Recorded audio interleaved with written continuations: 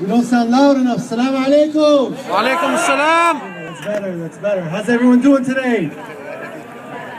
Good? Wala mashi? Yalla, let's chant a little bit before we say a few words, right? Yalla, after me. Free, free Syria! Free, free Syria! Free, free Syria! Free, free Syria! Long live Syria! Long live Syria! Down, down, Bashar al-Assad! Down, down, Bashar al-Assad! Down, down, Bashar al-Assad! Down, down, Bashar al-Assad! Free, free Syria! Free, free Syria! All right, that's better, that's better. Warm up our blood a little bit. You guys ready to walk a little bit later? Yeah! Very cool. Do this! Well, ya Jama'ah, I'm here to say a few words, and I've had the pleasure and the privilege to visit Liberated Syria this past week. This past week, I had the pleasure and the privilege to be around Free Syrian Army members on free liberated territory that we have fought with our own bare hands to free from the Assad regime. Nobody is helping the Syrian people, only us. And that's the message that is loud and clear when you go over to Idlib and you cross the border and you see what our brothers and sisters are going through. They've asked me to come back with a simple message, that the Syrian people will never go back. We have tasted freedom. Allahu Akbar, Takbir. Allahu Akbar. The Syrian people have tasted freedom and will remain steadfast despite everything until victory. But they need our help. Like we said over there, nobody's helping us. Is anyone at the UN helping us? No! I didn't think so. Is the United States helping us? No! Are the Western nations helping us? No! Are the Arab nations helping us? No! Nobody's helping us. So at Atmeh, I had the pleasure to work with people and activists and revolutionaries in the refugee camp across the border in Idlib. And I just wanted to paint a picture as to what's going on there, to show you how we can help. Basically, the Atmeh refugee camp is home to 11,000 people. 11,000 Syrians who have been bombed out of their houses by Assad troops. These 11,000 people have no electricity. They live in tents, their children play in mud. They have no shoes. The ones that do have anything on their feet have shahatas, have flip-flops. In the cold, in the wet, in the mud. There's no medication. How many of you need to take medication today? Well, they have no medication. There are no bathrooms. When the children need to go to the bathroom, they leave the tent that we put them in, and they walk 20 feet to the side, and then they go.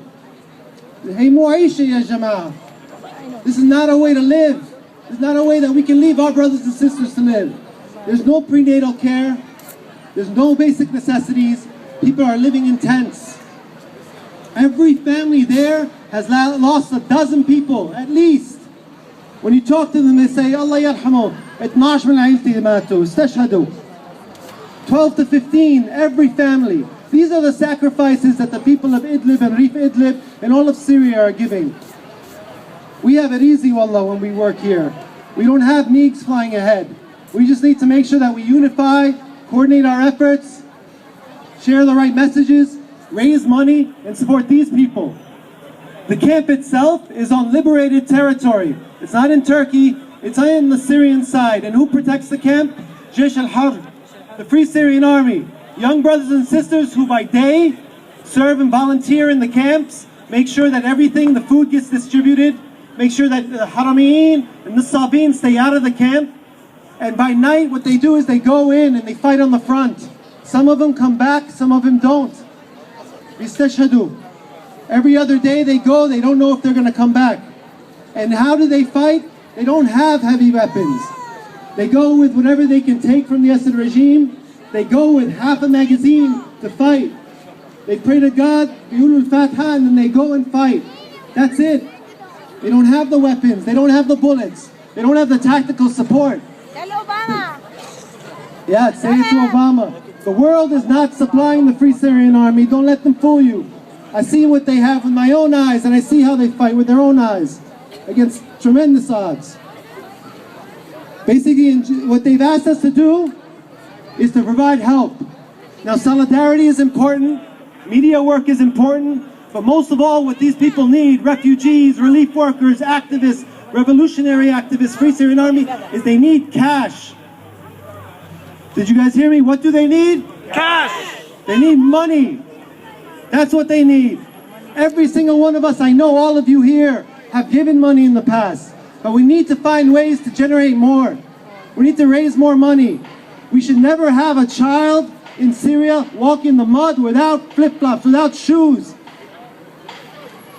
Do we want to see that with our young youth? No! That's right. That's right. We need money to buy food and water. Where are they getting food and water right now? From donations, from activists just like yourselves. But we need to get more. We need to purchase blankets. Right now it's going into winter. People are living in tents with no heat and no blankets. We need to buy mazot for the generators. We need to buy baby formula. Who's giving baby formula to our children and our babies? Nobody is. This is your job. We need to raise the money so we can buy these needs and these necessary things. For the fighters, we need to buy ponchos. People are dying. They're going to the front in what they have on their bank and they're getting soaked in the rain, in the cold. They have nothing. We need to buy them boots. They're going to war without even boots for our rights, for our freedoms. بيصير هيك شغلة؟ ما بيصير. Look at us, we all have coats. We're all dressed well. Well, trust me when I say our refugees, our people living in the camps, our fighters are living 100 times worse than us. We have it easy, we have it good here. We need to make sure that we double our efforts, do what we can, and raise the money that we need and send it over there. There are a lot of people on the ground working hard. And we need to make sure that we work even harder. Over the past month, all these organizations here have committed to unifying and coordinating their efforts. We've had our problems in the New York, New Jersey area. We know this. And we have to move this aside as organizations. And these leaders in these organizations came together and made a pledge.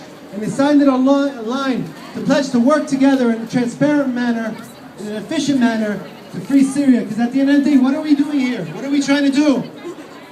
That's right, what are we trying to do? Free Syria! What we need to do, ladies and gentlemen, is not underestimate your abilities. This is a people's struggle, a people's revolution. And you, my friends, are the people. And what do we want from all of you? We need for you to fundraise with your friends and family. If they can't give no more, go outside of that circle. Go to your colleagues at work, talk to them about the refugees. Talk to them about the people who are suffering, living in tents, living under the olive trees. What we need to do is go to our mosques, our churches, our community centers, and raise funds. We need to go to our brethren, our allies, wherever they may be, and raise more funds. At the end of the day, it's been clear. 21 months of revolution. Darbu al-alam. People are tired, but they will not stop until they're victorious. Trust me on that. The International Committee has left the Syrian people out to dry. We know this. There is nobody helping the Syrian people except us. It is up to us to make a difference. Until victory, free Syria. Thank you. Free Syria! Free, free Syria! Long live Syria! Long live Syria! استمنحكم عذرا يا أطفال سوريا. Thank you, Sarab. Thank you.